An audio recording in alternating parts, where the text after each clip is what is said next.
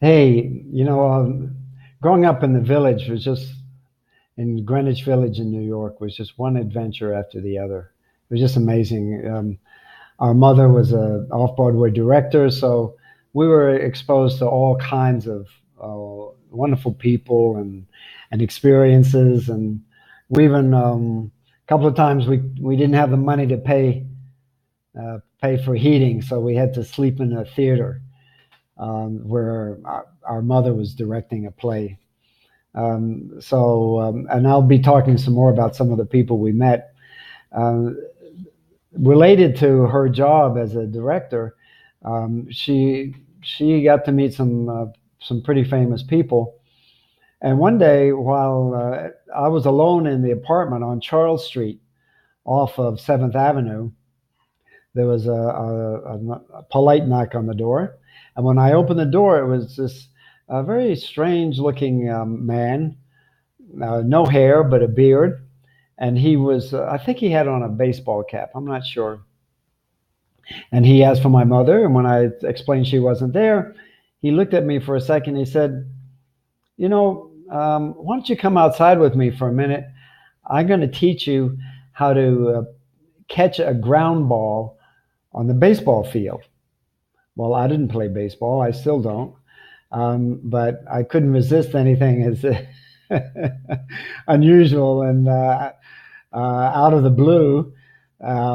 So I said, sure. And he reached into his bag and pulled out a couple of little baseball gloves and a ball. And we went out into Charles Street, which was a very quiet street, so we could play right in the street.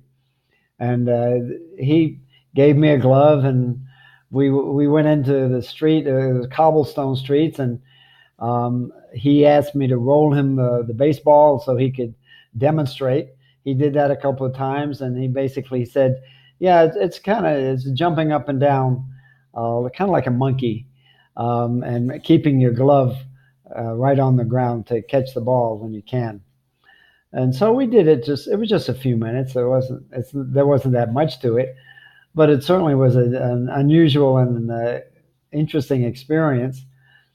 And we went back to the apartment, and I gave him back his glove, and he stuck it in his bag, and he wandered off, and I never saw or heard from him again. And it was only when my mother I described him when my mother got home a couple of hours later that it turned out that our visitor was a very famous artist and a poet and writer of books for children. Maybe that's one reason why he got along so well with this 13, 14-year-old boy. His name is Shel Silverstein. One of his favorite famous books is Where the Sidewalk Ends. Wonderful poems. Back then, he had made a couple of albums, but they were a little bit on the raunchy side. But they were all funny. So that was the kind of experience that we got used to and kind of addicted to growing up. Is a off the wall adventure, nothing planned, just taking life as it comes and meeting interesting people. And in New York, that's easier than it is in a lot of places. So anyway, I know that you're meeting a lot of really nice and people through your mom and dad, and I hope you'll be friends with them for a while. But meanwhile, next time you come across a book by Shel Silverstein, pick it up, and because you've got a connection now, buddy. Take care of your mom and dad, and look forward to some more stories. Bye.